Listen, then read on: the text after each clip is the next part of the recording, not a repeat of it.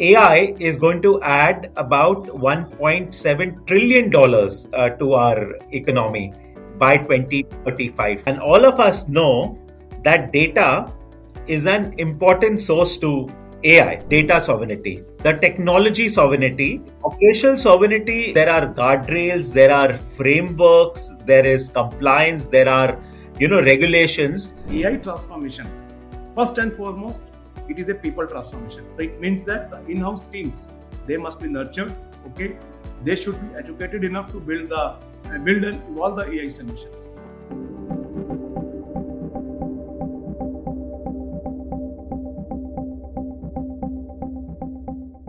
Think about this for a second. Every time a refinery adjusts its output based on a real time demand, every time a pipeline operator checks system health from a control room, say about hundreds of kilometers away, data is moving.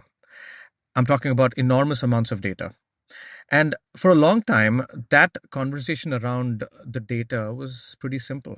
You store it, you protect it, you move on. Today, that conversation has changed because now data isn't just a record of what happened, it's the fuel for what happens next. It's training AI models, it's shaping business decisions, it's running critical national infrastructure. So today the question becomes, who actually controls all of this? Who owns the intelligence that's being built on top of it? And when the infrastructure behind your AI sits in a jurisdiction you don't control, what does that mean for your business, for your country? That's what digital sovereignty is all about. And today we are talking about unpacking all of this. Not the policy version, of course, the real version, the one that affects how India's energy sector operates, innovates, and competes on the global stage. Welcome to Mint Techcetra, the podcast where we break down the technologies shaping business and leadership.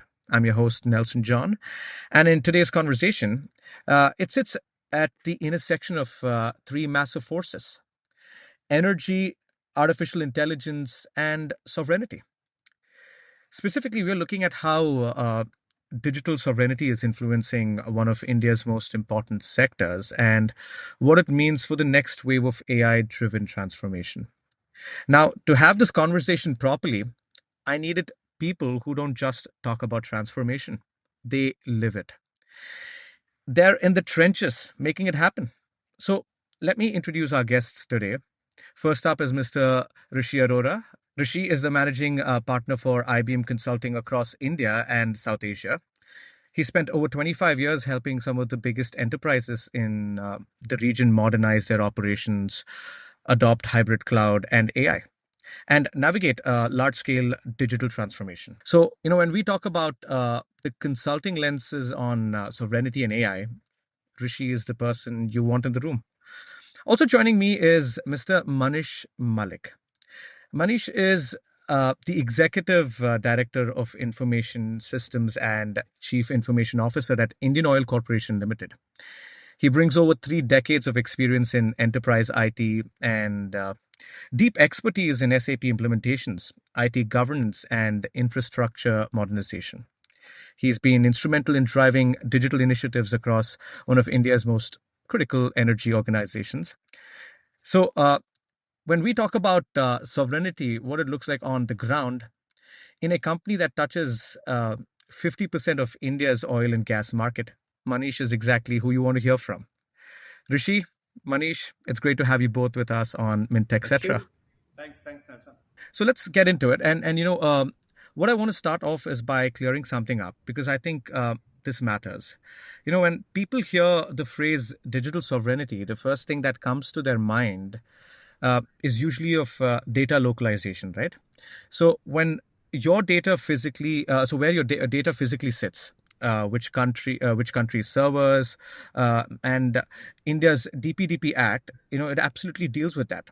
So the RBI has its own mandates, SEBI has its own. Here's what I find interesting. Sovereignty is becoming much bigger than a compliance checkbox. It's about who controls the AI models being trained on your data.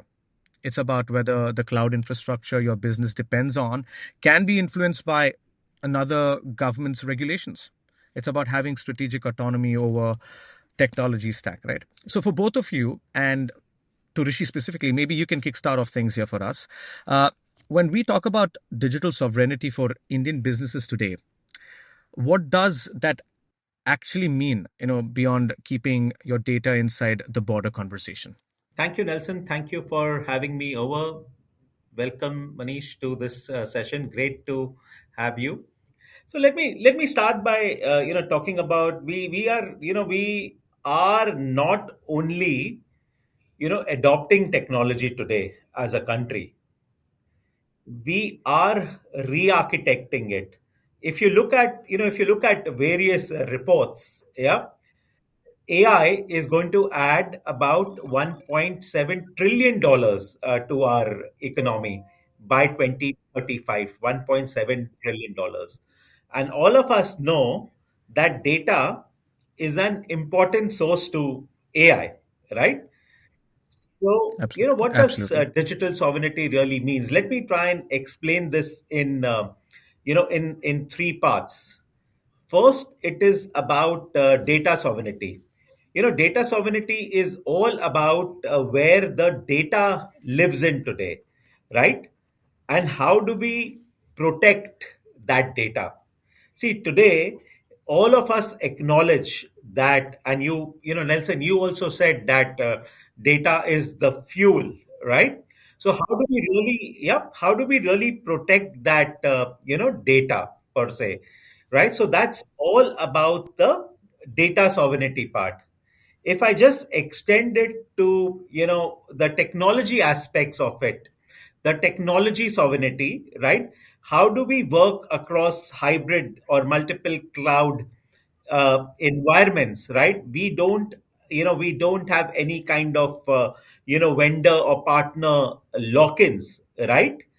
And we have control on our data. That's all about the technology sovereignty part. And I think the most important bit is operational sovereignty. Operational sovereignty is all about, there are guardrails, there are frameworks, there is compliance, there are, regulations. We need to work within those guardrails. We need to ensure that we are always compliant. We need to ensure that we follow regulations.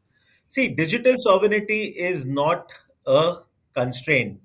In fact, I believe digital sovereignty is strategic to us. It is basically the foundation of trust and resilience, which will take our country forward, which will allow our country to scale in the next decade.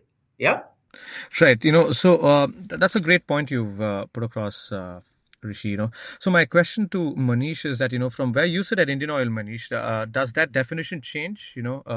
Because, I can imagine, for an organization, managing national infrastructure, sovereignty isn't just a business consideration. It's almost a national security one too, right? One thing I would like to tell you that in IOCL we are like deep dive discussions with many of the partners, especially for the sovereignty part. So before I straight away come to the topic, so let me now think from the perspective what exactly the sovereignty looks like. In fact, from our school days, we know that we are a sovereign nation. Okay, so what the sovereignty means? If a country it has got the full control over its territory, right? Its ability to create and it can enforce its own laws, right? And it can govern its people independently, okay? And the country has got its own foreign policies, no outside interference. I think it's a sovereign nation. Now, if I want to map it with the digital sovereignty per se, so I can say that a country is digitally sovereign if it can safeguard its digital infrastructure and its data, okay, using its own law and own workforce. I and I think on top of this, it can continue to provide the IT services without disruption, okay, in case of any scenario, any geopolitical conflict. I think that is a digital sovereignty. And this kind of sovereignty, it safeguards our digital assets during the time of conflicts, during the time of wars, which we are witnessing, I think, since the last 6 or 8 months. This is point number one. the most important point, the digital sovereignty, it gives us the power to manage and control our digital value chain, and it encourages the development of technology within the sovereignty of India. I think this is the most important point.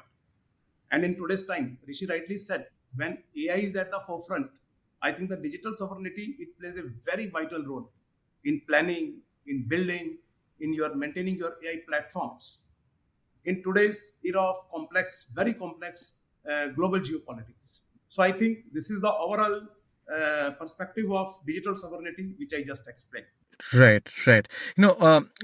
So zooming into the sector that usually makes conversations really tangible is energy. And Manish, Indian Oil is not a small operation by any measure. you know uh, I'm probably talking about 10 refineries, 15,000 kilometers of fuel pipeline networks, retail presence that touches millions of consumers every single day. And the amount of digitization happening across the value chain, from refining and logistics to retail and customer platforms, is something which is staggering, right? So I have a two-part question for you, and you can feel free to take your time on this. Part one. So when you look at all of this digital expansion, where do you see the biggest opportunity in building sovereign, secure digital systems, specifically for the energy sector? Let me put up in this way. When I see the digital sovereignty for oil and gas sector, I think there are few important parameters which I think need to be considered. So I will just start with that. The first one is obviously is from the sectoral regulation perspective. Okay. Now you see the sectoral regulations in India, they are evolving. Okay. While the sovereign aligned infrastructure is beginning to take shape, it isn't mandatory across the nation yet. I think that you will agree to this point. It is still emerging, right? Okay. So the regulatory approach in India, I think today it is purely risk based. Okay. Very stricter requirement for government data, for your national security, for your strategic domains like our energy domain, maybe the defense and the public safety. Okay. Now, in certain cases where, say, energy command and control centers, okay, defense, now regulators may require the physical isolation when I talk of the sovereignty, like the air gap infrastructure, like the physical data plane controls. Okay. But I think for most business workloads, okay, non-government sector, the logical isolation will do if it is paired with the robust compliance controls. So what does it mean? It means that in our country, isolation is desired for selected workloads, okay, rather than across the board. Okay. Now, once I talk of this DPDP compliance, I think the data localization it emphasizes, but where exactly it is applied. Okay, again, DPDP require the risk-based protection, and it advises us to take the technical safeguards. Okay, so I think from the DPDP perspective, also in practical scenario, logical isolation will do if it is supported by strong encryption, maybe dedicated virtual private cloud, okay, customer managed keys, and the stricter identity access management controls. This is one thing from the regulation perspective. Now, point number two, that is the oil and gas sector. It comes under the critical infrastructure. What does this mean? It means that we are maintaining our refinery and the pipeline operation. I can't allow to have any kind of disruption in this kind of pipeline and the refinery sector. Now, the third important factor is that oil and gas sector, almost all the companies, they are into a journey of cloud adoption for the last 7 to 8 years. Okay, many of our large systems, they are hosted in the public cloud. And our future digital roadmap, that is again going to be onto the cloud, because we are embracing lot many AI/ML analytics cases which require lot of data processing. OT modernization is our priority. We are going to build our OT socks. Again, we are going to process large amount of sensor data. So I think cloud roadmap is going to be there for the oil and gas public sector units. Now, three factors which I explained. One is a regulatory compliance, which may soon demand the full digital sovereignty. Second one is the oil and gas critical infrastructure. And the third one is that we are going to adopt the cloud technologies in a very big way, in a very faster way. Now, but now I think our this complete digital sovereignty, it is based on these three basic results, basic facts. So again, four foundation pillars, which rightly explained by Rishi: legal sovereignty, We should have the independent legal entity, whatever cloud service provider we choose, okay, and it should be under the Indian laws. All the board of directors, okay, they should be composed of Indian only citizens. Now, second is the operational sovereignty. What does this mean? Only the Indian citizens, okay, which are cleared, security cleared by the government of India, they will be managing the data center operations, okay. Now, access also restricted to only Indian staff. Data sovereignty, I need not mention. We are already complying to the data sovereignty. Data has to be within the Indian territory. And last, the technical sovereignty. This is very important. Independent control plane. Point number one. The management plane is localized, right? We should not have any dependency on the global control systems. And if I talk of the digital sovereignty, we should have dedicated infrastructure, physically separated structure, right? Separate networking, segregated control planes, even the independent support system. In case of any troubleshooting, there should not be any foreign human being who is looking to my troubles, to my pain areas. Okay. And of course, customer managed keys hosted within India. So these contribute to the digital sovereignty per se. Okay. But now, it's not that easy. When I'm saying all these four kinds of technical, operational, data, and the legal, question remains whether the full sovereign model is it economical viable for a country like India. So I think it needs to be understood. I will take 1 or 2 minutes on this. So it comes with the four costs, physical separated data centers, separate networking, segregated control planes, and the separate operations team. Each of these things is contributing to the cost. Now you see, the regulated sector, it has got fewer clients, unlike the hyperscaler, which attracts thousands and the lakhs of customers. It has got selected customers.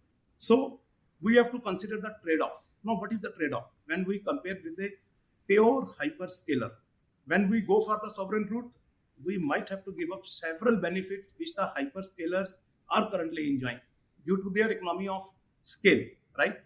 These advantages allow them to prioritize their workload placement. They can negotiate your better energy pricing.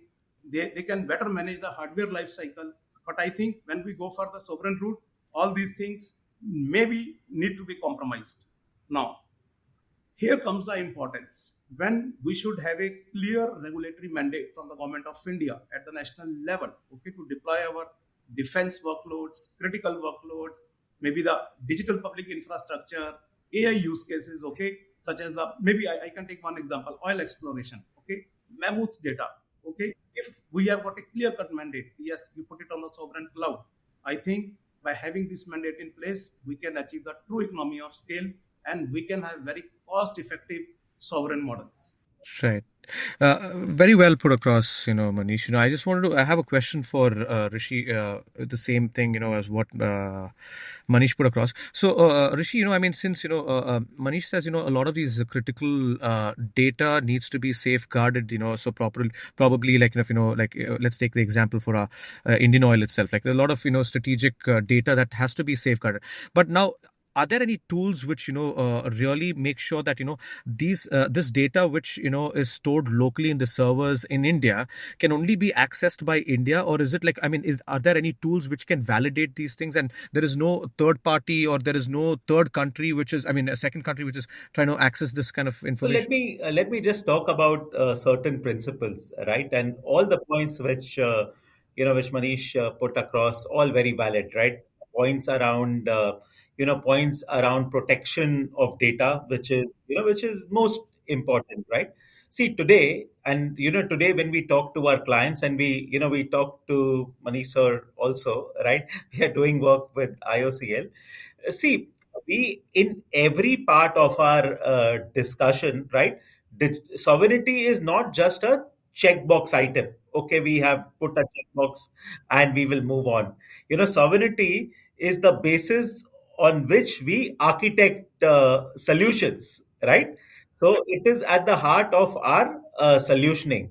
See, the DPDP Act, as we call it, right? Digital Personal Data Protection Act is a move towards a digital autonomy, right?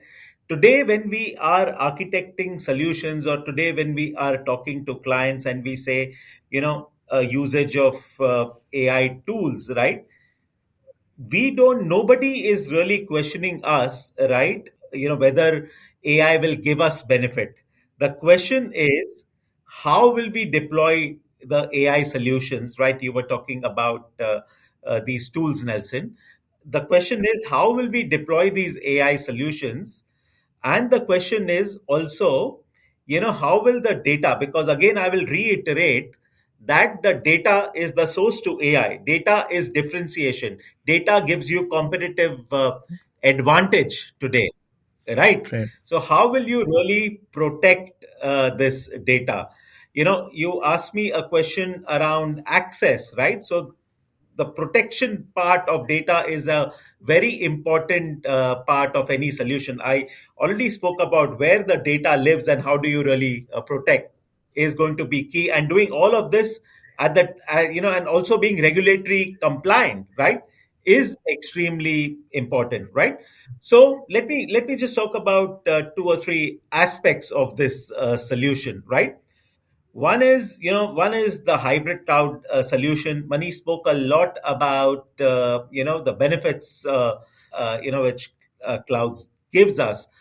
More, the manageability aspects of it, the scale aspect of it, the turnaround time aspect of it, the cost aspect of it, right? We have to get the protection aspects of it, with all of these, right? So basically, hybrid cloud is the engine of innovation, according to me. That's one. Second is, when we talk about solution, you get AI to data. Don't get data to AI, right? See, moving sensitive data is a challenge, right?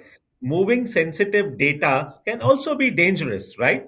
So you get AI to where data resides, right?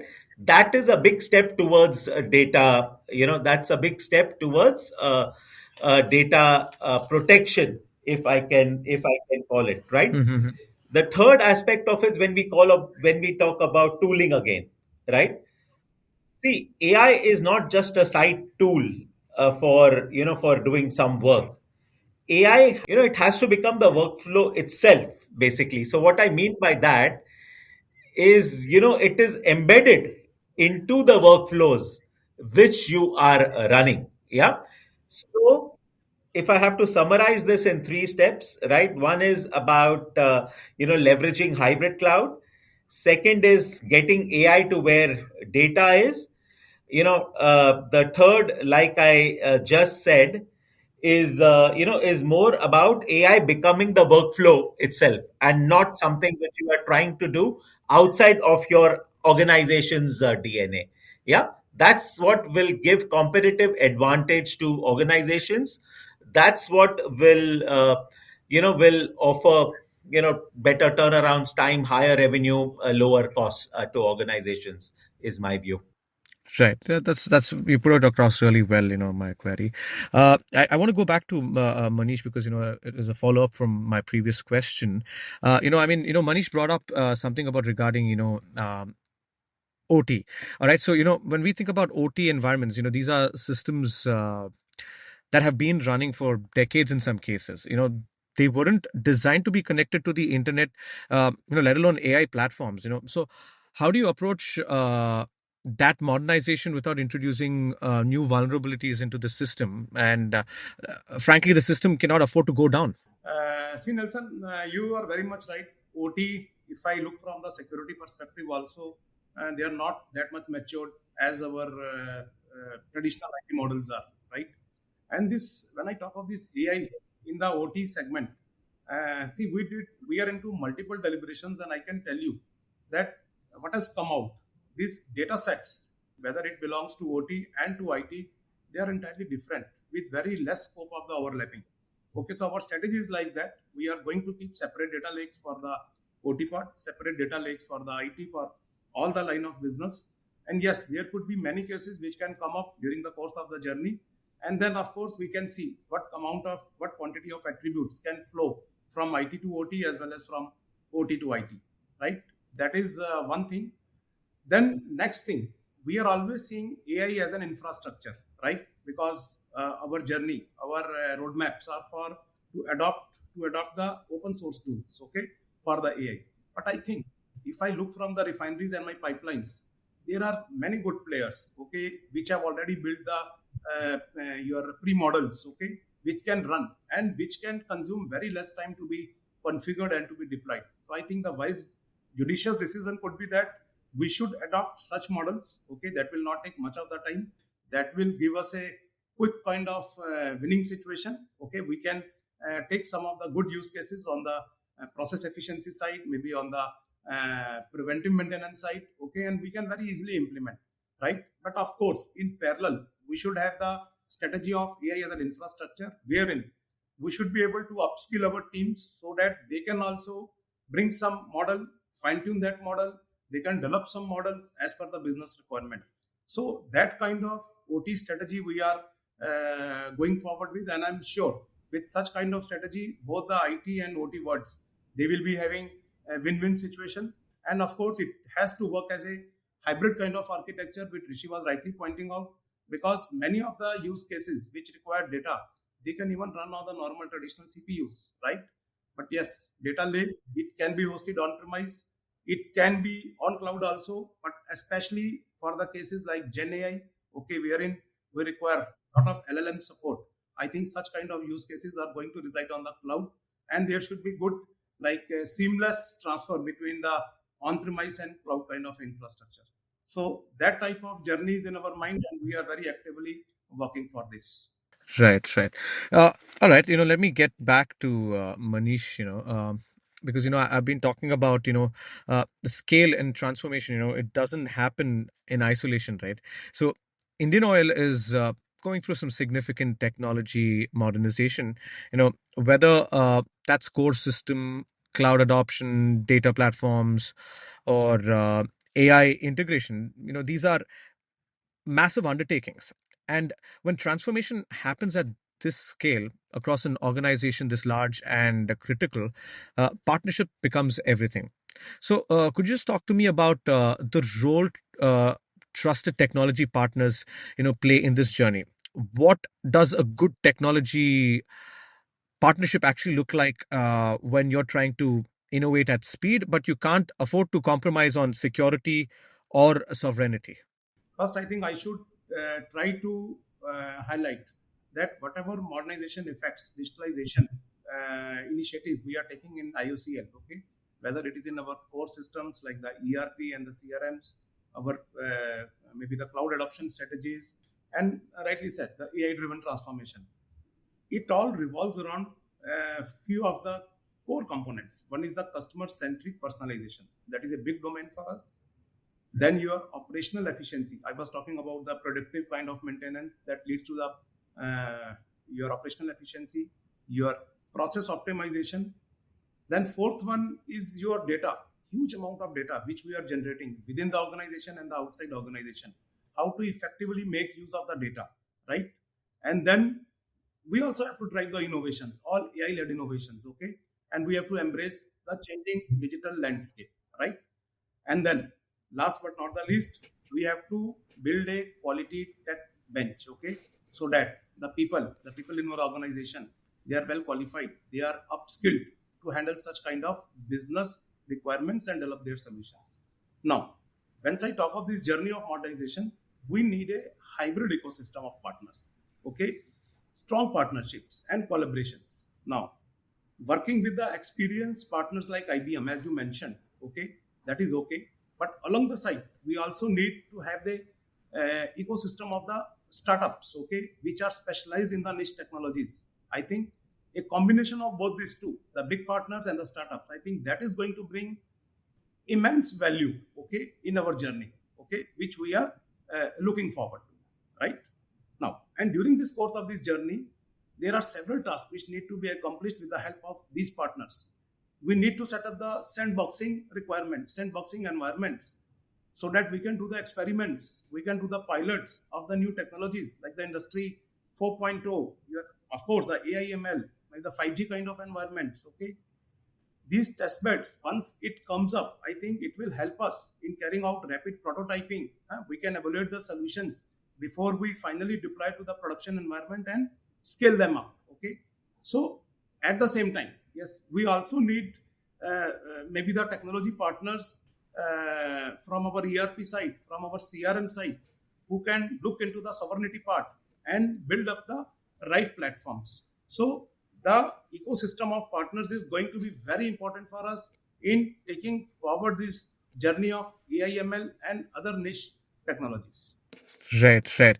I mean, like you also rightfully, mentioned about, people as upskilling. I would like to talk about that also. Like, that's because that's the side, that's often, gets left out in the conversation, the people side. So, AI is, it's reshaping how work gets done, and, changing the skills that matter. I came across a report recently, it suggested that majority of the Indian CEOs recognize that AI governance is essential, but the big question is, do they actually have the teams that can execute on it? So, to both of you, actually, I mean, what capabilities are going to matter the most forward? And importantly, how do you upskill thousands of people across a large organization without bringing the actual innovation work to a halt? Yeah, I can go first. So if you go back a few years, right, and if somebody would have asked you for a JD of an AI person, that JD was non-existent, right? So what is a paradigm shift which is happening? What is this shift? See, the paradigm shift, Nelson, which is happening is on this augmented workforce, and I have had many discussions with with Manish sir on this as well. This is augmented workforce. What do I mean by augmented workforce? See, it is not humans versus AI agents. No, that is not the case. It is humans working along with AI agents. Humans Alongside, yes. collaborating collaborating with the AI agents. What is the work which is actually going to machines, right? What is that work? The work which is going to machines, according to me, is work which is repetitive, work which is routine, work which is mundane. So what is the work which humans will do? Humans will do work which is, as I call it, more intelligent work, creativity, complex problem solving work, right? Which is basically value adding work, right? So there is a new set of jobs, according to me, which are getting created. And these job roles are, AI workflow designers, for example, agent orchestrators. And why these roles are getting created? Because today, when we talk about any business or any function, AI is embedded, into that function or into that business, right? So, agent orchestrators or AI workflow designers, like I already said, AI should be part of the workflow, right? So these are the roles which are evolving. If I have to talk about IBM itself, right, we kind of transformed our HR function.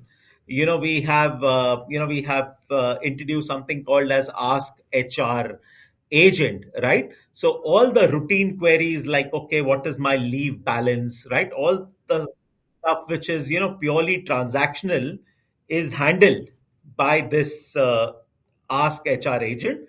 So our HR workforce is elevated, and they are now doing discussions like, more around talent strategy, more around career development. I want to end by saying that AI is actually elevating jobs. It is making people do more value adding jobs. It is basically, like I said, more creative, more intelligent jobs. That is a transformation which is happening to these workforce. A very important word which Manish used was upskilling, right? You have to upskill yourself, you have to upskill your workforce, so that these value adding jobs can then be performed by you, and the routine and mundane jobs are left to the machines to do. Right. So beautifully you've explained that, Rishi. Manish, at Indian Oil, you're managing, IT across a big workforce. I think about 33,000 people, if I'm not wrong. So when you're introducing new AI tools or digital platforms, how do you bring people along that journey? Because this adoption is one thing, cultural adoption is something entirely different. Yes, Nelson, we have taken several initiatives and we have also formed some strategy for the upskilling part. I think just to start replying to your question, I think we are standing at a juncture when we have carried out enough pilots last 4 to 5 years, many of the use cases. But I think these use cases, maybe in the marketing, in the refinery side, they were on the piecemeal basis. As and when the requirement come, we were developing and then rolling it out in the field. Okay. Now, I think now this is the time when we are looking purely from a strategy point of view, strategy perspective. Yes, we should have a comprehensive AI strategy in place and we should go with a platform centric approach. Okay. Now, having this, it's important to understand that AI transformation, first and foremost, it is a people transformation, rightly said. Okay. It is not a technology, it is a people transformation. I cannot outsource the complete AI technology part, all the AI activities, your use cases, their solutions, outsourced. Okay. Of course, it has to be outsourced, but yes, it has to be a collaborative kind of arrangement wherein my people, my teams are working with the vendors, the partners. So it means that the in-house teams, they must be nurtured. Okay. They should be educated enough to build and evolve the AI solutions. Okay. And one thing which I always say, whenever I speak somewhere and to my team also, we need to encourage the culture of experimentation because all these are very niche technologies. In fact, I was having a discussion with one of the vendor, and this is a regular problem because we have got a prerequisite kind of scenario, pre-qualification, right? And these people are not able to qualify because they don't have completed projects in hand over the last 5 years. So we have to relax many of the conditions. So that is the point which I want to mention. Now, as far as this upskilling roadmap is concerned, there are 6 critical roles which we are taking in IOCL purely from the upskilling perspective. One is the cloud part, that is the cloud infra part. One is the data science, then the agentic AI, your AI ML modeling, the Gen AI, and last is the CI/CD. All these need to be integrated with the CI/CD. I think these areas are very fundamental for enabling the cloud adoption. We should be able to take the decisions, data-driven decisions, and of course, as Rishi said, the intelligent automation. Now, what we are doing, we have segregated officers into 4 categories, okay, based on their roles and the position. The first category is a very generic one. All the officers, they need to be imparted training on the digital awareness on the Gen AI part, how exactly it is going to work out. Second is your sectional heads and the functional leads so that they should be able to apply the Gen AI for their decision making and the process development. Third one, purely from the IT, that is the IS or the IT, the digital specialist, okay? They will be responsible for all sort of analytics, building the models, right? And the fourth category, that is purely from the leadership, okay? We have to educate them, okay? So that these are the guys who are going to drive the adoption, who are going to drive the governance, will be involved in that, responsible AI, ethical AI. So all those things will be taken up by the top layer. Now, when I talk of these technology components per se, okay, so we have got multiple kind of things like ML ops is there, okay. We need to manage the complete ML lifecycle management, data and model versioning. We have to build the data pipelines, the orchestration of the pipelines, model deployment, their monitoring, their governance. All these things will come, and we have to build the teams and educate them. Okay. On top of this, we are also conducting a lot of ideation workshops, design thinking workshops. In fact, I have been part of these teams. We visited the refinery division, the pipeline division, marketing. We had multiple workshops with the senior leadership teams, and we have arrived at the business use cases with the right kind of business case. Okay, whether it is leading to the cost saving, whether it is leading to the experience enhancement, as Rishi said. So all those things we have to zeroed on the use cases. Once the use case comes up, then this complete journey will start. And once the journey start, this upskilling journey. And when I talk of the time horizon, it's not that 1 or 2 months. I am looking at over a period of 1 year to 1.5 years. Maybe I will involve all the hyper supercomputers, their cloud native technologies, the open source tools, because the teams, they need to work on these tools. They need to develop some application prototypes. And your question was, how can I do this? The scaling part uh, without disturbing my yes routine work. I think that is the right kind of approach. You select some good proof of concepts, smaller applications, okay, and then let them develop. So that will be a learning as well as the delivering also. So these were some of the things which I'm looking at. And one thing which I think I always say, the CIOs of today, they are standing on the double-edged sword. We have to maintain the systems 24 into 7, as well as we have to plan for all the new kind of digital adoptions and the upskilling to build a culture of innovation in the organization. So this was all from my side. Thank you. Right. That's excellently put across, Manish, because when we started this conversation, talking about digital sovereignty as a concept, but today, what I'm taking away from this discussion is that it's not a concept at all. It's a practice, right? It's a set of choices that, organizations are making every single day about where their data lives, who controls their AI, how it's built, and who trusts to help them do it. And for a sector like energy, and where the stakes are really high, they affect the country. Rishi, Manish, I genuinely appreciate both of you taking your time out to be here and sharing your perspectives with me today.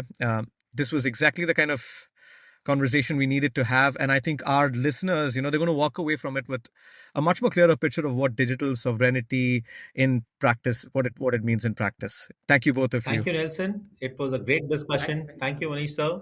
It was really enlightening to hear you. Thank you. And to everyone, if this conversation gave you a new way of thinking about technology, sovereignty, or the future of energy in India, please do us a favor. Subscribe to HT Smartcast podcast on your favorite streaming apps so you never miss out an episode. Until next time, stay curious, stay informed. I'm your host, Nelson John. This is Mint Techcetra.